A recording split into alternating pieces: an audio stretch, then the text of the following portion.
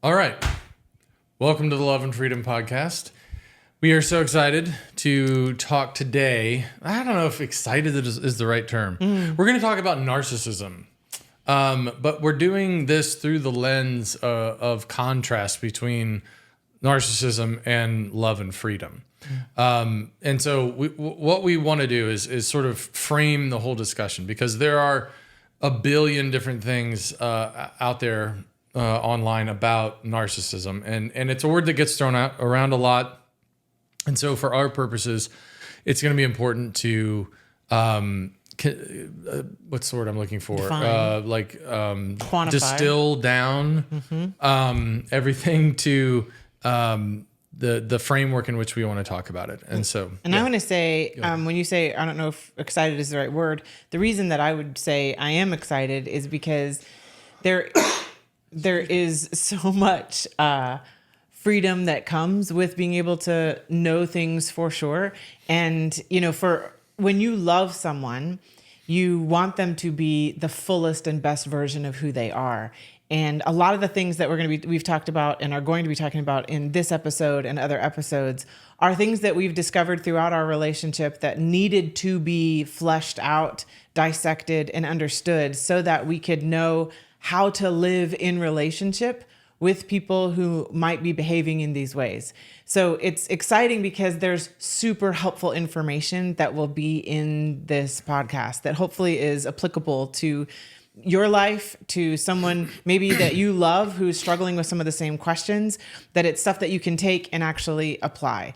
And that always gets me excited. I don't like it when things are just talked about for talking's sake. Like, what do you do with this? What are the takeaways? How to apply this, and who can it help? So we're here to help. If this helps, let us know and join the discussion. But these are things that we've literally faced in different arenas of our life experience so far. And we're going to dive into some of those practical sides of it that have really helped me personally in my life. So if it helps you too, yay. Here we go. So when we're talking about love and freedom, one of the key components is personhood.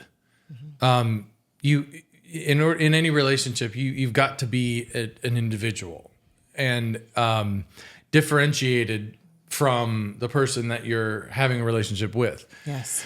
And so that's part of the love bringing freedom functionality that love possesses, is that love frees the other. When we're truly loving each other, we are freeing each other to be our full selves, to be a person, the person that we are, and the hopefully strongest, the best version of it, of ourselves. And so that is one operation. That is how a healthy relationship functions, with love as sort of the heartbeat, the motivating factor, animating everything. But then in sharp contrast, Yes. Narcissism has a different motivating ethic, let's say. And I think that we should maybe spend some time on that, because it's really the heart of narcissism being different. We can talk about the differences, but I think it might be helpful to start talking about why there is a difference. And so if love brings freedom, then what is it in narcissism that brings really bondage, this sort of servitude tone to the relationship? Talk about really quickly, for the sake of what we're discussing here, when somebody hears the word narcissism, like each one of us can behave in different ways that you're like, oh, that's narcissistic behavior. Actually, I do that, like, oh my goodness, I need to work on this. Somebody behaving in either selfish or difficult or controlling ways at different points in their life does not necessarily mean, oh, this person's a narcissist. So for the sake of this discussion, I think it's important to talk about what are some good definitions or descriptions of somebody that you could go, yeah, consistently, this is a definition of a narcissist and this applies here. Yeah. So I think that closing the loop on that that contrast between love and love bringing freedom and how narcissism works is what is that the center is important to establish with what you're talking about. And I think that's selfishness. Selfishness is the or love of yourself. Yeah. Consumed with self. Yeah. And it's distinct from just selfishness because it's a good point that we can all be selfish. So what distinguishes just someone being selfish from someone being a narcissist? The selfishness at the level of a narcissist is it's fundamental. It's fundamental to the way that person exists. And so selfishness is the lens through which they see all of their relationships in life. And so they are animated in all of their relationships toward a selfish ideal. And all of the components of their life, in their view, exist to forward their own selfish purposes. And so there's no personhood allowed. Right. You know what I'm saying? Right. Within that paradigm, because everyone's existence is purposed to serve the ideals, the priorities of the narcissist. And every bit of their what they would look at as morality, what is moral in any circumstance, always boils down to whatever they need it to be in that moment. So truth is whatever they need the facts to be or the narrative to be that furthers themselves the greatest in that moment. It's why narcissists tend to be good liars. And that's why they're self-deceived. They're deceived because their whole focus is through themselves. So they lie, but they also completely believe it, which makes them a very good liar because they believe their own lie. It's because it's true to them, because in that moment, what's important is that this narrative be accepted by those around me for my own selfish purposes. So that can be very disorienting to people trying to deal in relationship to a narcissist, because truth and trust are vital elements of a relationship. And you're trying to figure out where your dynamic is in connection with them, and trust and truth are really important, actually. So those keep being eroded or exploded or annihilated, and then you're not sure how to relate to them. So what you're saying is they are asking you, a narcissist is asking you to abandon, give up, surrender any independent identity that you may have, and only have what is valuable about you be whatever is either connected to them, for them, serving them, or absorbed by them. And so I think it's helpful to talk about where does this come from? Why does this happen? Like this level, this degree of selfishness, how does a person justify that or begin to justify that in their own mind, in their own heart? And I think that goes back to the idea of personhood.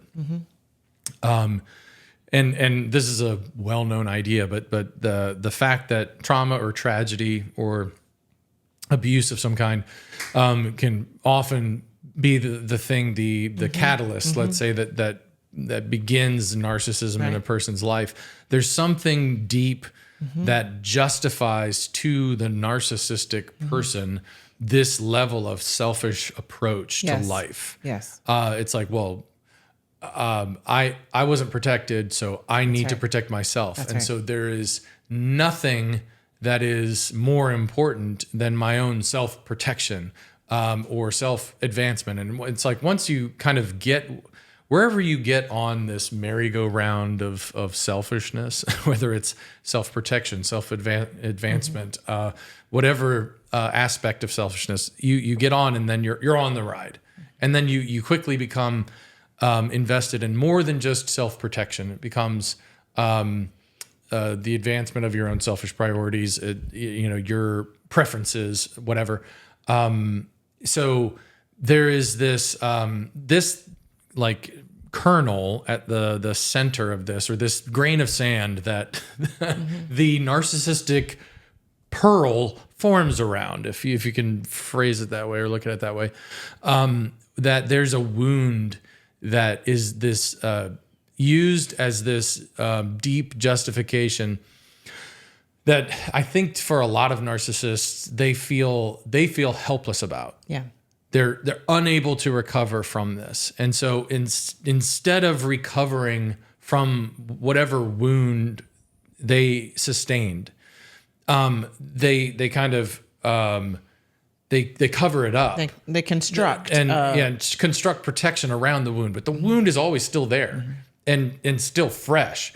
And people who have like existed in a sort of a narcissistic mindset for decades can still cry like at the drop of a hat if somebody is able to sort of push past all the defenses and touch something that hits that spot of pain, then it immediately comes to the surface. And so despite all of the best efforts of the narcissist, the pain is there, and it's always closer to the surface than they want it to be, than they're working for it to be. Let's talk about some of the practical ways that this can happen in relation with a narcissist, where your identity, which is something that's really important to develop and protect and whatnot, why so much of it is connected to identity, whether it's their identity and your identity. In a healthy relationship, one person has a strong and building identity. The other person has a strong and building identity.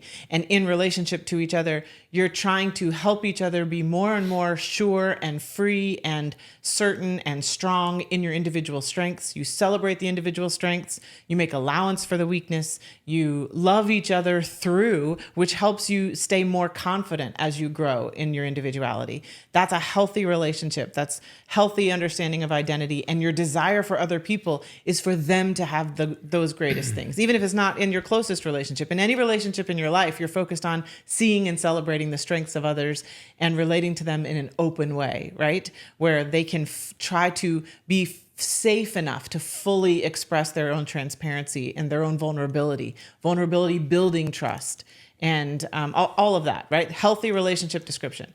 A narcissist not only is trying to tear down your own identity, and let's talk about some of the ways that they do, but they are not at all confident or sure in their identity. In fact, they're very empty when it comes to their identity. So it's threatening to them when someone comes in who has an independent identity going on. That is very threatening to them for multiple reasons, and I think it's worth discussing. So let's talk about identity piece in relation to in connection with a narcissist really quick. Yeah. They're empty, and they keep looking to others to try to either support their false identity they're putting out there, or to rob them of their independent identity. Why would they do that? How do they do that? Why would they rob someone else of their identity? What does that gain them? Right. And in what ways do they try to construct their own? Yeah. My mind goes to just a basic illustration of the point. It's like two kids, sitting down, having ice cream cones, and the one leans forward and tries to eat his, and the ice cream falls off the cone, and now he has an empty cone. And he looks over, and his friend has their ice cream, and they're just enjoying. And there's this instinct to just slap the ice cream out of the cone and make it fall on the ground. And it's this perverted sense of justice that if I have no ice cream, you deserve no ice cream. Why should you have ice cream if I don't have ice cream? But the ice cream is identity. And it's like, if I have no identity, I'm uncomfortable around people that do have an identity. And I would rather you not have that identity around me, because it points up the fact that I have an empty cone. And identity meaning too, like you could describe it as the ability to have your own independent perspectives, the ability to ask questions, to fully understand something, to have clarity in principles that you're trying to live by, how to be confident but not cocky in your own strengths and in how you are individually built, that there are strengths that one person could have that another person doesn't have. You know what I mean? Those are things that I would say are the ice cream. That if you're not allowed to have that, because that somehow is threatening to my own perception of myself as the narcissist having and being the best of all. Like there's such a selfishness to that mindset that I have to be the best and no one can have something that I don't have. And that right there is something that is so dangerous for people to be worried about or conscious of. Even when you look at your own kids, right? Like your kids are so independently, differently wired. And if they think, well, I'm supposed to have all the gifts and all the strengths, and if you have something different than mine, that's number one, certainly not a strength. It's not a strength. In fact, I'm going to show you that I'm actually just as good as that as you have, and not, if not better. In fact, maybe the reason you even have that is because of me.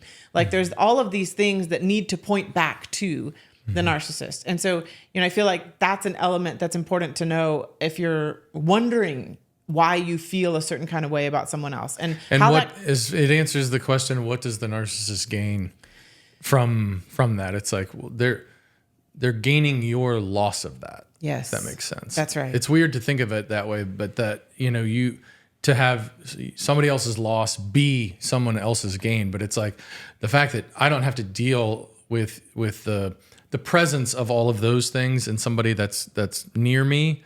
And that way it doesn't point up the fact that I lack that myself. Yes. And don't eat your ice cream around me because I don't have any. Right. That's not fair. And one thing that it's important for, as an empath, for us to be aware of in relationship with people is if you're near a person that you're in relationship with, you're around them, and every time you're around them, by instinct that you're supposed to do everything you can to show that you're less than in order to have a good time with this person, that's a red flag.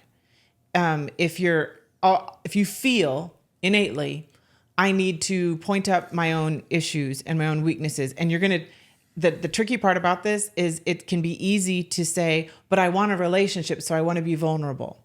I want to be transparent, and I want to be humble, and I want to show that I don't think I'm all that. I'm going to show the transparency and vulnerability I'm hoping for in return, so that maybe they can give support in my weaknesses or vulnerabilities, and I can give support to their weaknesses and vulnerabilities. That's a healthy mindset coming in. But when you are constantly doing that to try to make the other person feel comfortable, not so that you can get actual support and stuff, but to make them feel comfortable, and that in order for them to feel comfortable, you have to be weaker, less than, failing, struggling, looking for their help and approval or XYZ, red flag. Know that this is someone who is wanting you to be weaker so that they feel comfortable. It is an earmark of an unhealthy relationship and possibly of someone who is narcissistic in your life. And I think that's an important takeaway, for sure. Yeah. And then, so there's that kind of narcissist that is like, no ice cream around me, please. And I'm going to make sure if you have some, I'm knocking it out of your hand. And if you feel that when they lose their ice cream, you're supposed to dump yours out just to make them not be upset with you, that's different than somebody going, I love you. You know what? I'm not going to have one either. Let's eat our cones together. That's a different kind of feel. The activity could look the same, but the purposes and the connection can be different. Do you see what I'm saying? Anyway, just... Yeah. And I think that another version of it is, because these are all sort of like iterations of how narcissists will act toward the people around them. Another one would be reaching over and just starting to eat the ice cream of the other person and being like, okay, well, I have no identity, so I'm going to take yours. Yes. And you're going to have no personal victories that belong to you. That's You're not going to have any successes that are just yours. And I'm perhaps under the guise of being happy for you, I'm gonna kind of live vicariously through you, and I'm gonna take credit every chance I get. And I think this is something that is I think a danger for a parent to a child. Definitely is to sort of make the kids feel like you really have done nothing on your own. Yeah. Just so you know. Right. And everything good about you is really credit to me. But certainly there are other contexts where that's applicable, but just by way of example. So there's this idea of like, okay, your ice cream is mine. I'm going to start eating your ice cream. And it puts the person who is all of a sudden having their ice cream eaten by the person next to them in this really weird position. Yeah. Because it's like, okay, well, this is mine. This belongs to me. This is who I am, and you're taking who I am and appropriating my accomplishments or personality or relationships or whatever it is, and you're sucking that away. Yes. And consuming that yourself. It leaves the person to respond. And how do you respond to that? It's like, well, you can respond by being frozen and with shock that, like, I can't believe that you would think that this is your success, or this is your relationship over here, or this is your opportunity, or whatever. And you just have an inability to even respond to what's going on. And you just feel yourself watching this happen, and you're like, this is just incredible. Another response would be to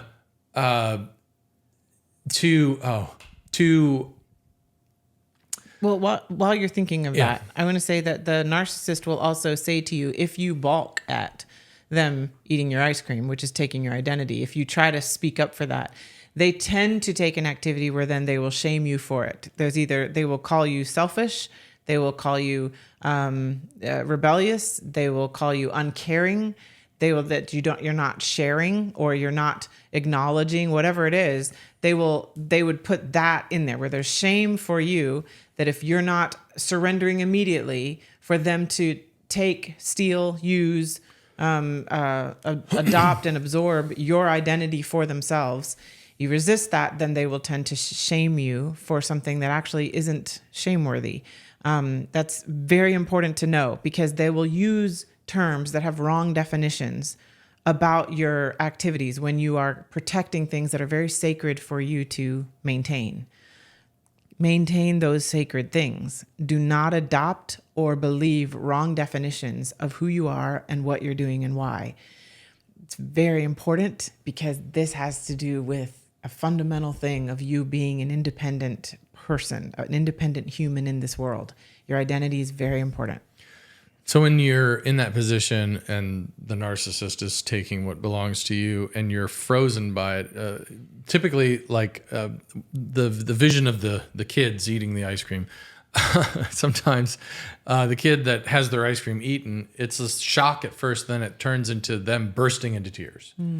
And so there can be this visceral emotional reaction that follows the initial shock that this is what's going on. But then you begin to experience the sensation of loss yourself, that like this is happening. And sometimes it takes a while before can be years before you become aware that, oh, this is a person that is stealing things away from me. Yeah. And is consuming them themselves.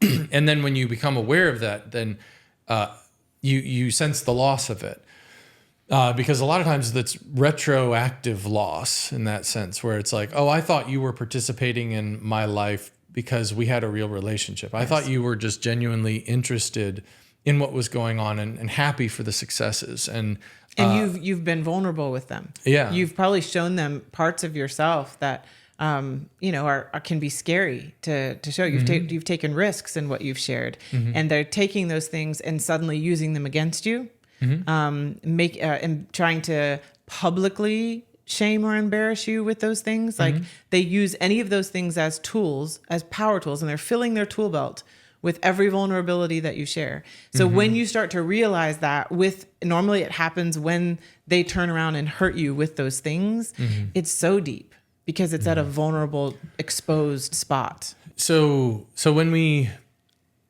realize that the relationship isn't what we thought it was, that certain successes or achievements or experiences are sort of being siphoned off, and instead of being shared, they're being consumed, stolen, then there's a feeling of brokenness that is attendant upon that, and we kind of have to grieve that, and then determine what we're going to do about it. And that's such a key piece, because sometimes these are relationships where you can sort of cut ties and just not go back to that and eliminate that out of your life. Other times, especially if it's a family member, then there's not the same option to be able to just, well, I'm just not going to have you in my life anymore. So maybe we can dive into that a little bit as far as the strategies or practical ways that you can continue to engage with somebody that you feel has been like sort of sucking the life out of you without your knowledge. And then you realize, but then you can't get them out of your life completely. So how do you manage? How do you continue in relationship without continuing that pattern? Yeah. How can you stay safe? Is how can you, because there is no such thing as a mutually connected relationship with a narcissist. It will not be mutually understood and reciprocated. What you're trying to bring is a healthy relationship, and they can take all of those things and twist them into unhealthy things. And you feel like you're on a roller coaster and you're in a very dangerous spot. In order for you, but the good news, and I feel like that's what we want to talk about here, is that even with narcissists in an area of relationship that you can't necessarily cut ties with, you can still be safe and free yourself inside yourself. That truth is so important to know. You don't have to have where the narcissist changes and the narcissist understands where they were wrong and they apologize, and then you have some sort of wonderful closure and reconnection and all that. It's not going to happen. It doesn't happen in that way. And I know that sounds strong, but it doesn't. So what does that mean? Does that mean that you're tied as somebody who wants to have a healthy relationship, that you're doomed to be flipped around and be on this roller coaster where you're just, flying in everywhere?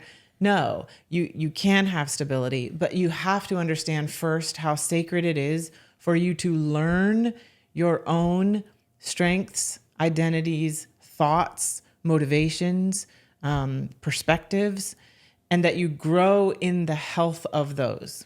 That has to be first. We have to look at, where have I abandoned those things or surrendered those things before? Where have I been vulnerable because my emotions were used against me?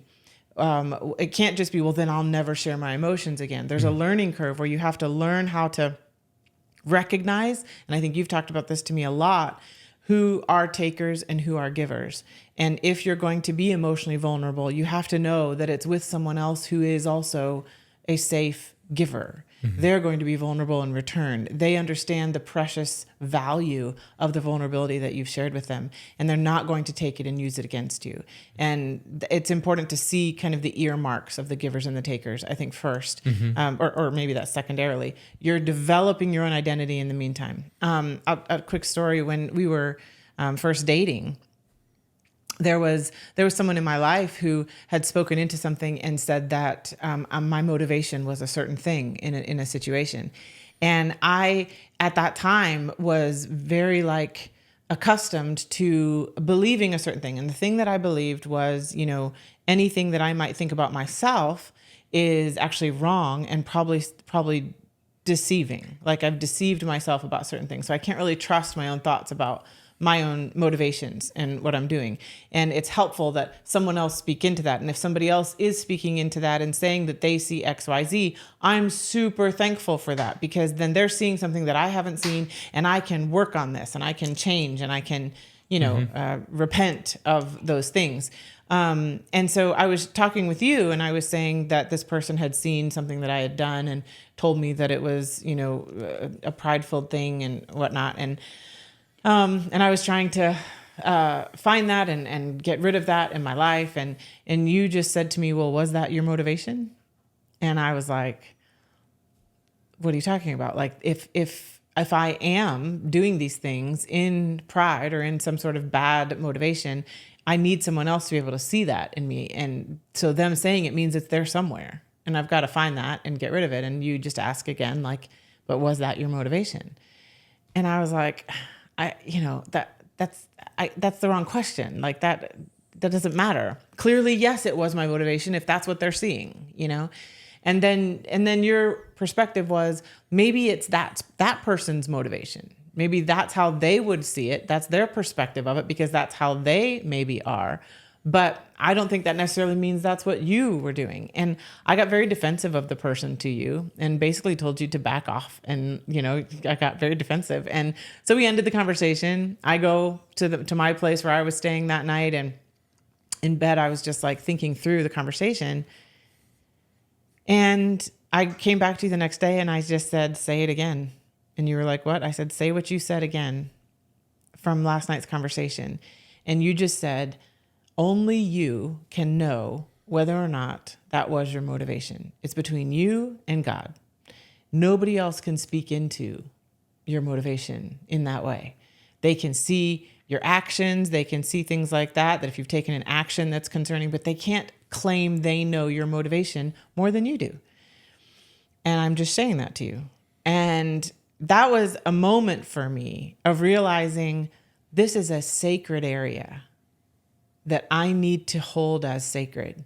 I need to know for sure what my motivations are, and I need to be able to confidently say or live in the fact that, no, I know that my motivation was this. I know that. And yeah, I can understand that that could be misunderstood over here or claimed to be something else. That doesn't make it true. What's true is this was my motivation. And that's an important part of rebuilding identity that has been torn down. Yeah. And to where you are strong and able to be with more clear eyes in a safe place for those who would try to take those sacred pieces from your identity. Yeah. And there can be misunderstandings, like you said. Sometimes our motivation is a certain thing, but we come across totally different. And so to somebody else, it appears that we had a different motivation. Right. Well, then have conversation. But and clarification is important in those circumstances. But what's not required is for us to give up the idea of our motivation that we know what we were intending. Right. We don't have to abandon that and say, okay, well, I'll accept your definition of my motivations, despite the fact that I know that wasn't what I was thinking when I said that or when I did that.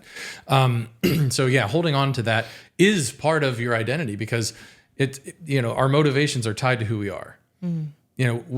It's like we can use this sort of phrasing when you say, I'm not the kind of person that would, or they're not the kind of person that would. We tie identity to motivation. You have to be a certain kind of person to take this action, or you know what I'm saying? We tie those things together, and so to give up our motivation and let someone else assign it is to start letting them define our identity, redefine who we are to us. And so it's really, really important. It's like, okay, in that instance, it was like, yeah, that was just a pride move on your part. You're just full of yourself. Right.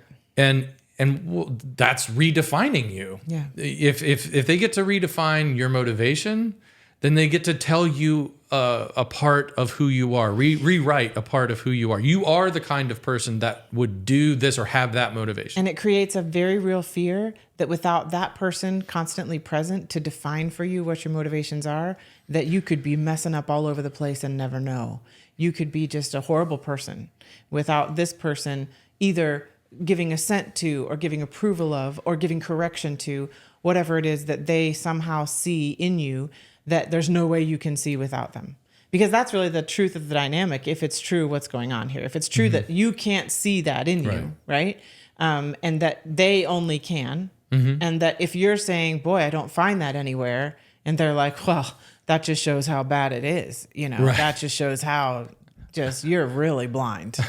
Then you're weaker, smaller, more incapable, more dependent.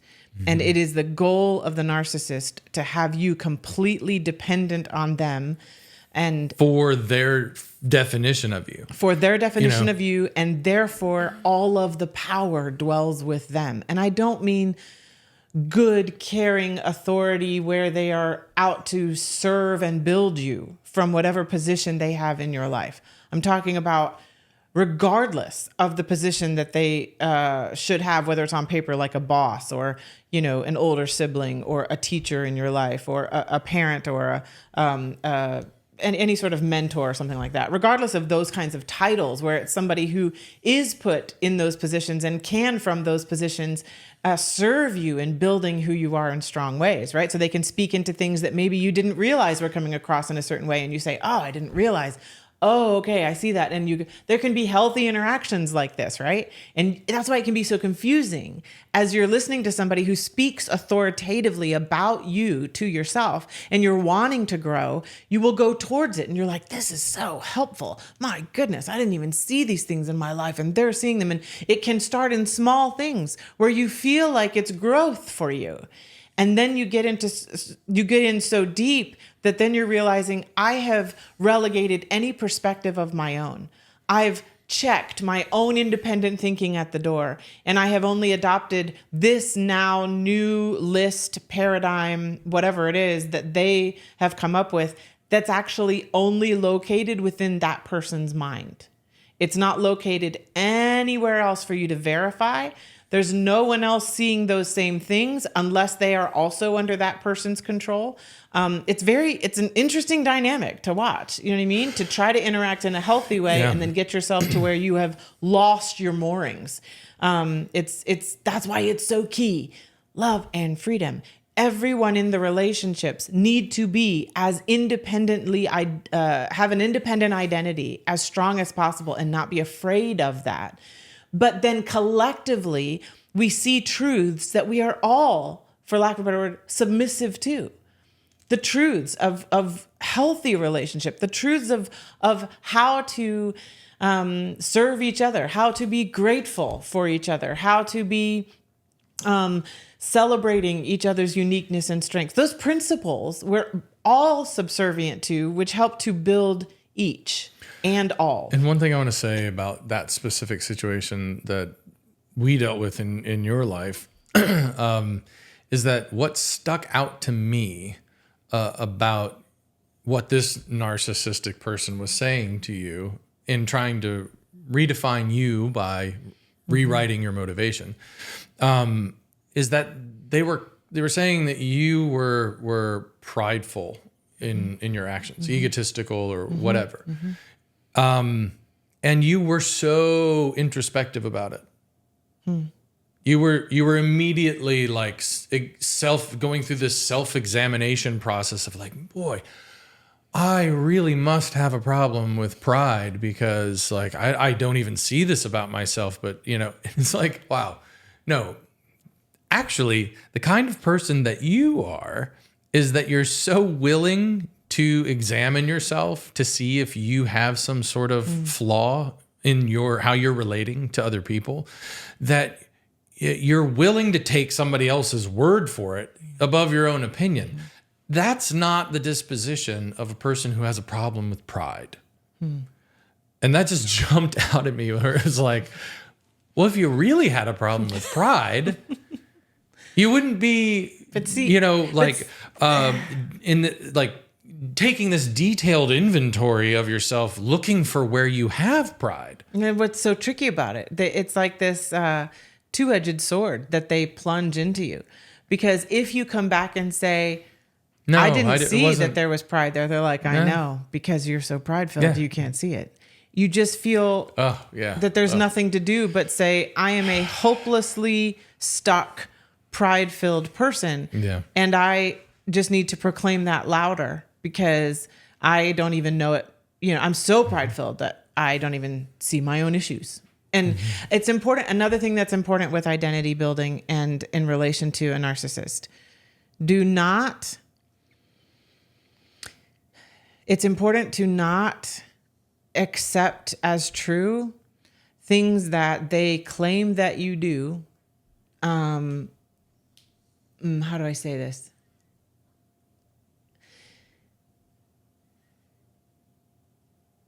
Listen to people in your life that when you are with them are excited for your victories. They're excited for your impact on their life. They have an openness to how they are with you and a I don't know, if lack of a better word, celebration of who you are. They receive who you are with such celebration, and they're never threatened by you at all. Those are very safe people to listen to if they see something, because that person will always also be conscious of how they keep your freedom intact as they say something that you need to hear. They're believing that you want to hear. They're believing that you have the freedom to ask questions about what they are seeing that maybe you need to fix, that you can ask questions about more clarity, that you can say, okay, I don't see that, but what about, maybe it's this, maybe I said it this way. I can change how I said it. And they receive what it is you're saying or not saying. That is a healthy dynamic of receiving. But somebody who comes and just proclaims that you've done X, Y, Z, and that this was your motivation, and that's all there is to it. And the only thing that you're allowed to do is like repent. You know what I'm saying? Acquiesce. Like, acquiesce, surrender give to assent whatever to the assertion. Right. Then that's a danger mode. Like that's a thing to go, I need to be careful right here. It's because you can slip into a loss of your own moorings, of your own rights, wrongs, morality, effects of who you are on other people, on who you are that affects your own self in the future. You lose moorings entirely, and you are systematically surrendering key things that should not be in the hands of someone else. They are supposed to stay in your own identity, in your hands. And so another kind of way of illustrating this, to go back to our little ice cream analogy, is that in what you experienced, you're being proud. Yeah. I think that is analogous to the person with the empty ice cream cone saying, "Okay, you need to give me your ice cream cone. Mm-hmm. You need to give me the right to define you." Mm-hmm. And in that way, it's a way of consuming another person's identity, is to redefine it. If I get because you no longer have it, I'm taking it. And the rewriting of it is sort of the consumption of it. Mm-hmm. It's just like it's any good thing is mine. Any good thing that's desirable is mine. And the only thing you're allowed to have are the things that are bad. You know what I mean? You have to own the things that are bad. For a narcissistic person who is typically, it's very important for them to maintain this false idea of their own perfection. They need to be surrounded by people who are willing to accept the blame for everything that goes wrong. That's right. And so they try to condition that. Mm-hmm. And I think that's what you were experiencing was, okay, something did not go correctly in that situation for the narcissist. And so they were blaming you and found a thing to blame, and something that you would be sensitive to, and something that would be very difficult for you to defend. Because it is true that people that do have a problem with pride typically don't see it. Right. But they're not seeing it because they're not looking for it. Right. You were looking for it. Yeah. And that's the difference. And that's, I think, hopefully helpful to point out that, like, okay, well, how do I know, how do I navigate that situation? Right. How do I know it's not a blind spot in me? Right. Well, if you're looking. And that's the same definition that you could say with narcissism. People will hear certain things about what narcissism is, and they're like, oh, shoot, I have that in my life. Am I a narcissist? And that very question means, no, you're not. Because a narcissist is not looking like that. They're not looking internally. So good news for all of us who are sensitive to not want to go in wrong directions. That's a good thing. And also narcissists will try to make you own all the things that would be described under narcissism. They would, you know what I'm saying? Like they want you to own those things and say that that's the case with what you've done. And it's amazing. They're projecting that on you. And it does, like what you're saying, they'll accuse you of things that if you say, no, I didn't, seem to then affirm that, yes, you are that way. Like they put you in corners where you can't talk your way out of it. And right, where whatever the result is of the conversation, it seems to somehow affirm or build the case that they're trying to affirm or build. That's right. Definitions are so important when it comes to a relationship with a narcissist. You need to be clear on your own understanding of certain definitions, because they love to mess with what those things are and call things wrong definitions, and mix up like what we've talked about many times, the fun house of mirrors is what they're creating.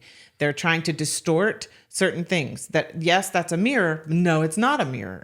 It's mirror-esque, but it's not for your clarity. It's not for you to be able to look at that and know what you could change and improve and grow in. And that's a distortion. That's an important point, because it goes to the motivation of the narcissist as to why they're inviting you to come look in their mirror.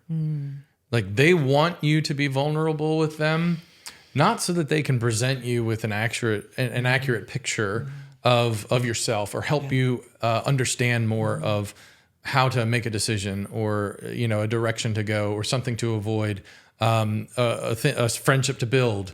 They're not really interested in whatever your priorities are, in why you're sharing your vulnerabilities and doing so transparently.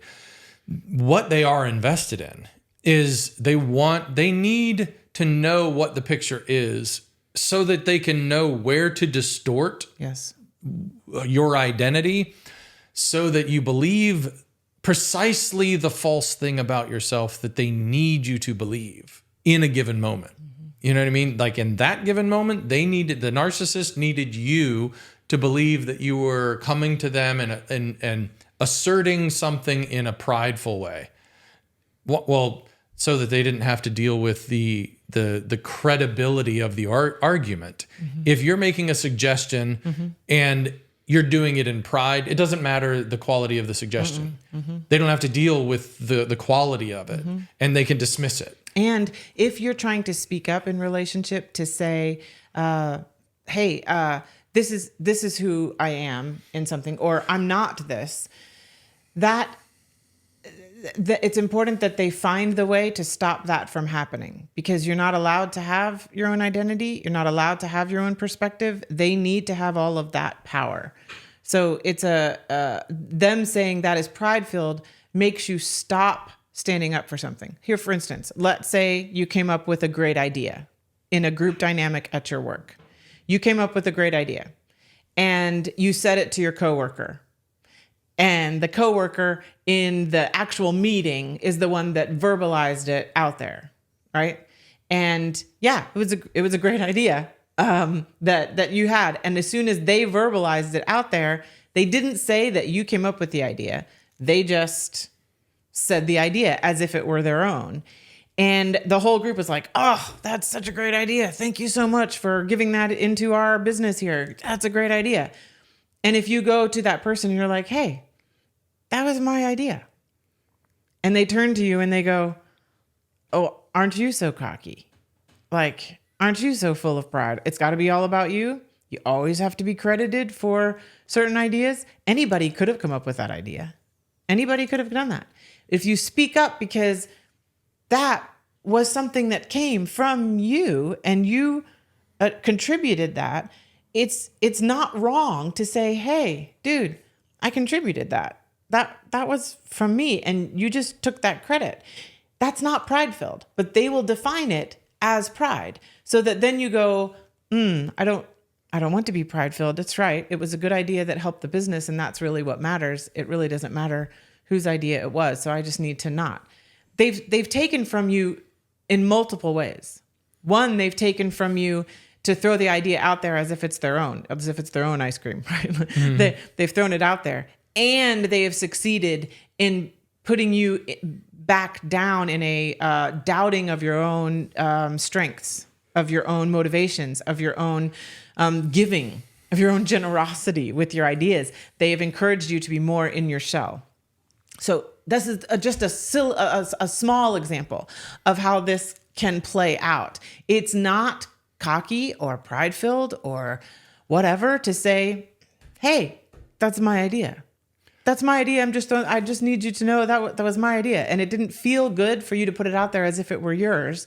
I would appreciate it if next time you would allow either me to say it in the meeting, or if you say it, at least say where the idea came from, because I'm a person in this business. I'm a person in this meeting, and it matters. Well, you know what I mean? That's not cocky. I just want to point out exactly like in that situation, what can you point to even in just your own mind, to verify that, okay, what they're saying is not true.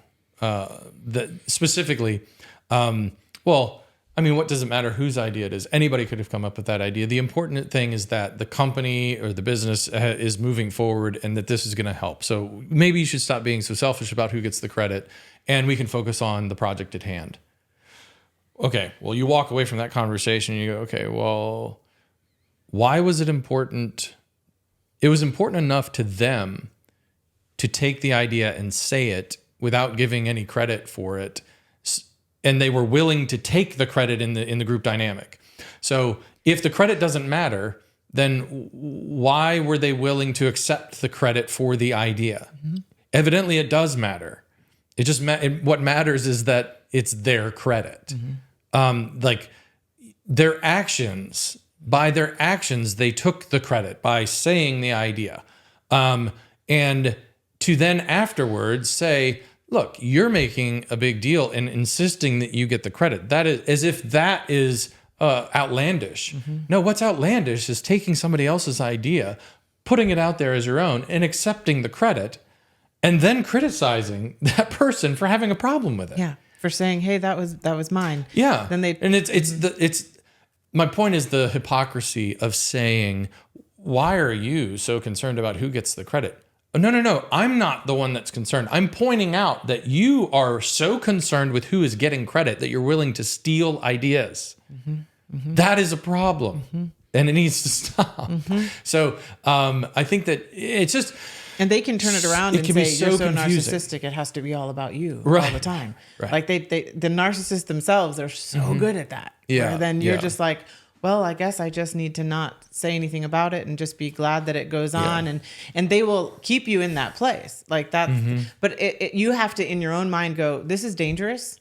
That's a dangerous relationship. I'm being stolen from and taken from and then shamed for it. Mm-hmm. And so then I need to be around safe people who also come up with good ideas, and we recognize each other's strengths and we say what those strengths are. And do you know what I mean? You're celebrated for who you are and what you bring to the table. And we're not intimidated or ignoring who the person is that is actually bringing value to the relationship or to the situation. Really important to recognize where things come from and what is good and what is trying to be stifled by others, in group settings especially. Very important to be aware of that as a leader. So there's three things I just want to kind of recap that we've kind of covered. Is the narcissist that tries to slap the ice cream out of your hand because they have lost theirs. The narcissist that tries to eat your ice cream. And then the narcissist that tries to convince you to give them your ice cream. That you actually don't deserve it. So these are three different approaches that are all geared toward accomplishing what the narcissist feels they need in that moment. And they, the same narcissist can take all three different approaches at different times. It's not like a uniform thing that, this narcissist always does this. Like maybe there can be a tendency within that, but I think that what you likely are to see is all three of these strategies or tactics being employed by a narcissistic person, because sometimes it could be a situation where it's not something that they can steal. Mm-hmm. And they an achievement that you've already achieved, and there's no way for them to take it from you, but they want to diminish it. So they're gonna, when you're excited and talking about it, they're gonna downgrade it. Mm-hmm. They're gonna be like, well, that's not so special. And they're going to tell you all the reasons why it's not so special. Mm-hmm. Because the joy that you have, that they don't, that's coming to you as a result of who you are and what you're able to do, is something they don't possess. And so you shouldn't possess that either. I'm going to make sure that it's bad enough that you possess that skill or that talent and that you're receiving joy.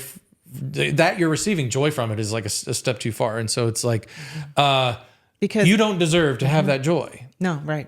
Because I don't have that joy. That's right. I have not said to you, you're allowed to be joyful right now. Mm-hmm. Every emotion that you display to a narcissist is very threatening to them. in a way, like as far as those kinds of independent things. You might be going through a sad time and you cry with a narcissist, or you're having an emotional response to something, especially concerning them. If you're crying in relation to them, they can immediately accuse you of trying to control them with your emotions. But it's really their own tactic. They use their emotions as weapons, and they use your emotions as weapons to beat you with. So that's why you'll find people who have been in long-term relationship with a narcissist, they are like very guarded with their emotions. Their emotions are turned off. They are very one-dimensional in that. They have a hard time accessing their emotions because it is not safe to do so. Their highs are not high. They don't show their pain. They just stay very detached on the surface. It's not that they're not feeling things. They are feeling things, but they have learned to not show them because they will be used against them. And it's a sure sign. So look for that as well in yourself. If you're having trouble accessing what you feel about something, it's important to rebuild the safety arena, to learn what you feel, to be with people who celebrate with you when you celebrate, who laugh with you when you laugh, who don't mock you when you feel certain things or show certain emotions, who are with you when you're crying, who, you know what I mean? Those types of things, because those are important to be able to express your emotions with what you feel. It's very important that you have a safe space to feel. And narcissists are not that. It's a dangerous place to feel. And the more you try to show and be vulnerable to them, the more that will be taken and used against you. So, be careful. Be careful in that, and have some safe spaces where you can feel and express, even to points that might be too much. Maybe you celebrated too much. What is that? So what? Maybe you cried a little too much. So what? We're all learning how to handle emotions at different points in our life, but it's not something that you're consciously doing to try to affect or control the narcissist with how you're feeling and the emotions that you're showing. They're accusing you of something that definitely is their paradigm of doing. So beware. So a situation that can be happen a lot and is very true and kind of confusing is when the narcissist in the relationship is trying to convince you that you're the narcissist in the relationship. A couple things that you can know in that situation. One, if you are being introspective and trying to figure out, okay, I see certain things in my life that people have said are traits of a narcissist. Oh my goodness, am I one? Know that if someone's trying to convince you that you are one, they are a dangerous person. Because if you're trying to be introspective and looking at it, then that should be the first sign and openness to you both that that is not who you are, right? The more introspective you are, hold on to the truth that I have looked at those things. I have fixed certain things in my life where maybe I was acting in a controlling way or a selfish way, and I don't want to do those things. I know that about myself, and I've made those adjustments, and I want to keep making those adjustments. So if there's an openness to what you're saying about, you know, who I am and what I'm doing, if there's an openness, that's a good sign. Another thing is, if someone's trying to convince you you're a narcissist, red flag, that person is probably one, if that makes sense. It's different than you watching things about narcissism and going, oh, wait, are those things about myself? But if someone in your life close to you is coming in and actively trying to convince you you're a narcissist, they don't know what one is, because the last thing you do to an actual narcissist is tell them they are one. That's the last thing you do if you understand narcissism. So if somebody's coming in trying to tell you they're a narcissist, you're probably not one, and they probably are one, because they are trying to use it to control and shut you down. They're using your sensitivities about your own introspection to shut you down and to make you doubt yourself and to give you a false reflection of who you are. So it's, I think to me, those are the clear signs, if that answers your question. If someone's trying to make you feel like a narcissist or prove to you that you are a narcissist, they don't know what narcissism is. Otherwise, they wouldn't be doing that. And two, if you're introspective at all, you are not one. You are literally trying to grow in your life and finding areas to grow, and that's good. So I would thank that person for sharing that with you and tell them you'll go think about that, and you'll go kind of, because you always want helpful instruction and things that will help you in your life. And you're going to think about that and look and see if those things are true. And you so appreciate them sharing that with you. Thank you for sharing that. And then move on. Thank them. assume it was a desire to be helpful and not to control you. And then, sure, go think, was I those things? No, I don't think I was. I did this, this, and this. And go to people who you know are your safeguard, true mirror reflection people who know you really. And you can ask them, hey, do I do X, Y, Z? Have I been doing X, Y, Z? And let them speak into it. Because then, hey, win-win. You've improved if you have been doing those things and somebody who loves you says, you know what, honestly, yes. I didn't know how to tell you, but yes. It's tough when you do that. And then you're like, oh my goodness, I'm so sorry. I never even knew that's what I was doing. And that person who loves you is going to say, I totally forgive you. I love you so much. I knew you didn't mean to do it. Yeah, no worries. We got this. And together we move forward. Healthy, great, win-win. But you don't accept from someone who is not historically in your life, someone who builds into and celebrates the strengths of who you are with freedom without trying to take credit for and absorb into and shut you down further and make you feel less than. All of that type of person, if they're trying to convince you you're a narcissist, then they are using your openness as a stick to beat you with. Your vulnerability and desire to be transparent as a stick to beat you with. It's a dangerous person. Do not internalize all that they are trying to make you accept as a label for yourself. Absolutely not. Many times with a narcissist, if you bring up a problem, an issue that you see, they turn it around and make you the problem. There's something that I wrote in a journal when I was around 21 years old, and it's a lesson that I was learning as I experienced life. And it was the fact that if you say there's a problem in a certain situation, whether it's a relationship or a business or an organization or whatever, you're the one that raises your hand and said, hey, there's a problem here. That doesn't mean that you should become the problem for having seen there's a problem. You are not now the problem. And it then should not turn into, oh, you think there's a problem that you've seen? Let us tell all the problems that we've seen about you. You think you're perfect, and that's why you're seeing this as a problem? You're not perfect. We're going to show you all the problems that you have. This is such an unhealthy narcissistic culture thing to have happen, and beware of it. No one is perfect. We all have things that we have done incorrectly. That means that if you have to be perfect in order to say that you see a problem, then no one's allowed to say there's a problem. And if the person that may be at the top is the only one that's allowed to say there's a problem, then they are believing that they are perfect. Because they've set up a dynamic in their culture that the only way you're allowed to say there's a problem is if somehow you are perfect in life. Impossible to be perfect. So what that does is it shuts down everyone's discernment, and it makes them go, I'm not going to say that somebody else has a problem because I know I've got a bunch of problems too. Of course you have a lot of problems. We all have a lot of problems. We're all human beings. That should not make it to where we don't say there's a problem. So just hit save on that. It should not be a culture or a relationship that if you bring up a problem, you suddenly become the target of, no, you're a problem for saying there's a problem. So hit save there. Narcissists will criticize when you bring a problem to the forefront. And the criticism will be, oh, you think you're perfect? I can't believe that. Oh, so you have no problems. That thought, where does that come from? They are posing that because that's what they believe. They believe you have to be perfect in order to actually bring up a problem. And so if you are bringing up a problem, then that is why you are going to become the problem. Because there is sort of this, talking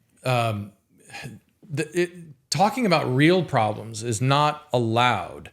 And so the assumptions that they make, they're going to project on you. Oh, you think you're perfect. Well, that's why they make their criticisms of other people, is because they're reinforcing the idea of their own perfection. So if you're doing the same thing, that means that you think you're perfect. Well, let me just tell you why you're not perfect. And it becomes very quickly a personal battle about their character versus your character. And it becomes a personal attack on you when you were like, no, I was just trying to bring out the fact that, hey, as a business, we should be doing this. Or, in our family, we blah, blah, blah, blah. This might be an important thing and maybe we're missing this. No. We can't talk. There really are no let's say third party subjects that are like outside of the narcissist. if you're going to talk about a problem, it has a direct bearing on the narcissist. They are hurt and offended, and whatever problem that you're bringing up, it's like it's a personal affront. And so they're going to attack your perfection and prove you imperfect in order to justify themselves. Yes, and their perfection is something they really believe not only exists, but that they can convince others that it is true. Everything is based on how they see things. What is right and what is wrong is based completely inside themselves. They replace God in other people's lives is their whole role. And so they have to then believe and project perfection about themselves. So if you're bringing a problem to the table that they didn't see, they don't think, or that it's about them, they're instead of apologizing in humility, which is what you're hoping to have happen, you want apology, and then we get reconciliation, and then we can restore and heal together as we move forward and change and grow. All of those wonderful positive things in a relationship.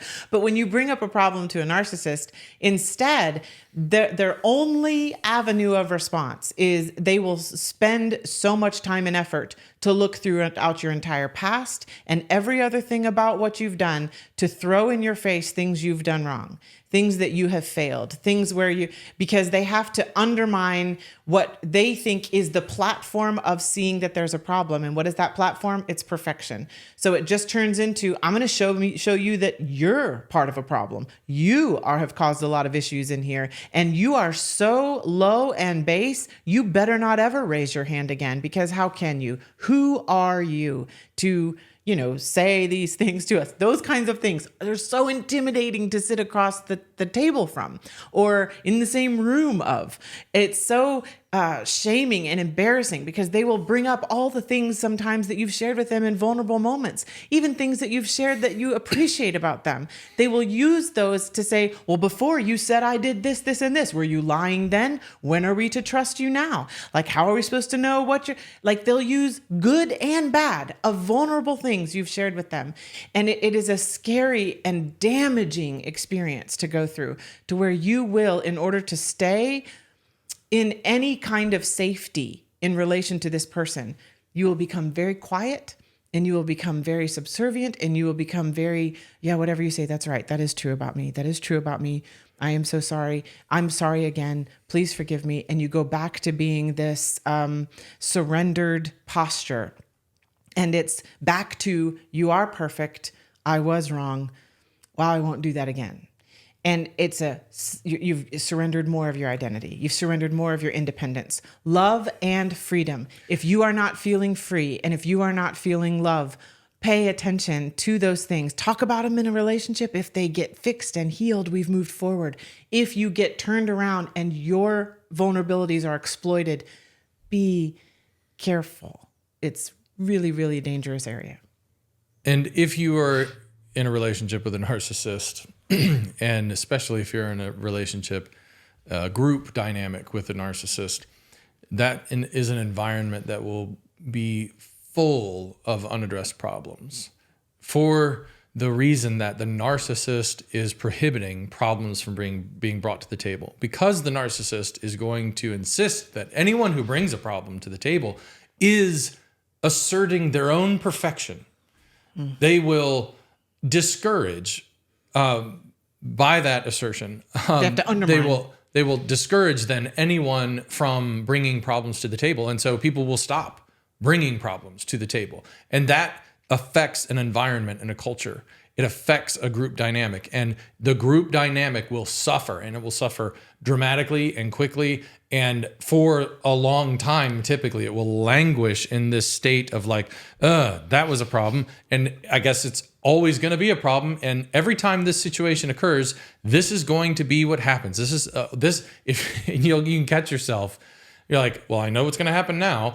I'm going to say this. They're going to say that. She's going to say this. And you can predict how situations will unfold, because the same problem will occur every time a certain scenario happens, because it's never the governing dynamics are never addressed. It's like, okay, we have a flaw in this governing dynamic. Every time this situation happens, this happens and it's not right. We ought to do this instead. But we never do this instead. We never actually have the conversation to talk about doing this instead because we're not allowed to bring up problems. And so we can predict how our family or organization or company, whatever it is going to handle certain information, certain news, a certain situation coming to fruition.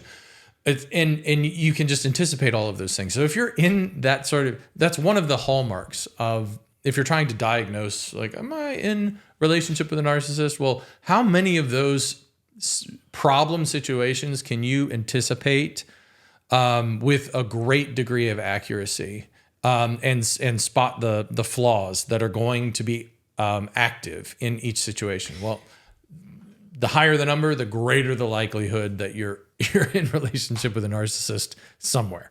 And this can be in families, this can be in friendships, this can be in businesses, this can be in churches, this can be in any sort of group dynamic that we're talking about. One of the ways this can look as well is if an activity is seen, you see a certain thing that happens, and then you say, so when you said this, is that the truth? Were you lying to me? Because this and this and this does not line up. So you're lying to me about XYZ. If they turn around to you and say, like, you think I'm the kind of person that would lie to you? I've had people lie to me in the past and it hurts really badly. And those are really bad people. And you think I'm that person? That kind of response is a red flag, because if it's a person who wants to take responsibility for it, they will either be able to explain to you in clear terms whatever misunderstanding was there, or they would say, you know what, you're right. I was not telling the truth because I was afraid of XYZ. It might be maybe they grew up in a situation where it was unsafe when things came out, and so they've learned to lie to try to stay safe. But they're trying to change that, or they just acknowledge that lie, ask for your forgiveness, know that it hurt the trust, communicate that it hurt the trust, and they're aware of that, and that they are going to be working on that moving forward, then great. But it's not just lying. It's just anything that you are seeing in a friendship where you're questioning that. And if they turn it around to where they're challenging you to actually, if you're affirming that this may have happened, you're saying, I'm this kind of person. Is that what you're saying? That kind of dynamic, red flag. Be careful, watch out, be aware that is not a person who will hear when you bring problems to them.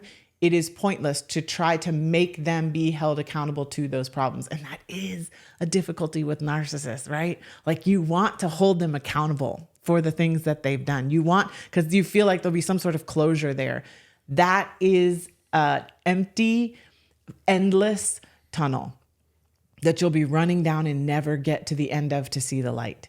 You need to know inside, oh no, I know that was what I saw that it was. And that's not going to be accepted or apologized on their part. I can tell them what it was, but when I watch their responses, I can know they're not going to change. They're not going to acknowledge and own it and repent. So I need to forgive inside of myself, whether they've asked me to or not. I'll forgive them for it, and I'm going to move on. But the relationship itself has a new description and new boundaries for me in what I will share in this relationship, in how close a proximity I will be to this relationship. I now am informed that this is not an actual relationship. This is someone who is with me or near me for their own purposes, not for the building of who I am in reciprocation. It's really important. Narcissists are always invested in the idea of false peace because they have an inability to deal with honest problems that are brought up to them in whatever context. And they instead attack the person that is pointing out the problem. They create an environment where problems are not addressed, which is the definition of false peace.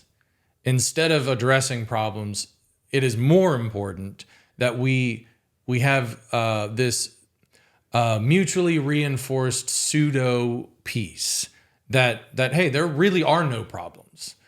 But that's not the truth. The truth is that the problems are under the surface, barely under the surface. Some of them may be peeking up above the surface, and we just ignore them. But the narcissist works to condition everyone in their circle of influence to act and regard problems the same way, which is to disregard problems. Something that's really important to know about a narcissistic situation is when they control what you are allowed to say and then silence you for anything else. The false peace idea could also be equated with that, where it is they get to control every part of the narrative. You're allowed to say this. In fact, I'll push you to say certain things, but then you have to be silent and other things. And peace and silence are not the same thing. Peace and silence are not the same thing. If you're feeling like you're supposed to be silent so that you don't rock the boat or so that you won't be made into the problem, that isn't actual peace, and you know it inside. You feel what you're actually seeing. You feel the issues of that. A narcissist doesn't want you to feel that, but the way they can't fully themselves reach inside you and immediately shut that off, but they can force you to be quiet. Does that make sense? So if you're forced to be quiet, that's the opposite of freedom. Free speech is an important element of our society. Why is that so important? If you're in societies where you're not allowed to say, you're supposed to be silent, but you're only allowed to do these kinds of things, that is not freedom.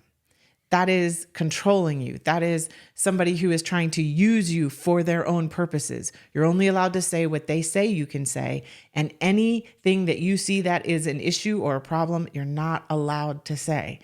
It's why that journalism is so important, and people able to say the problems that they're seeing from their perspective. Truth is not afraid of people exploring its depths. It's not. You'll see things from a different perspective as another person. Being able to freely debate and figure out the truth by saying those things is such a healthy dynamic. So the same is true from the smallest nucleus of people to the greatest crowds of people. It's a vital, vital, precious thing. If you're possibly in a narcissistic relationship with someone, one of the hallmarks, one of the red flags is that nothing ever changes. You try to maybe address a problem, and maybe you feel like you've made some headway, but there's just not an ability to perform introspection on the other side. And so the thing that you thought you addressed, months ago, pops up again and pops up again. And every time that thing pops up or starts to, you can predict how it's going to all unfold, because there's not been any real change, because the processes that are necessary to facilitate change, the narcissist is not capable of.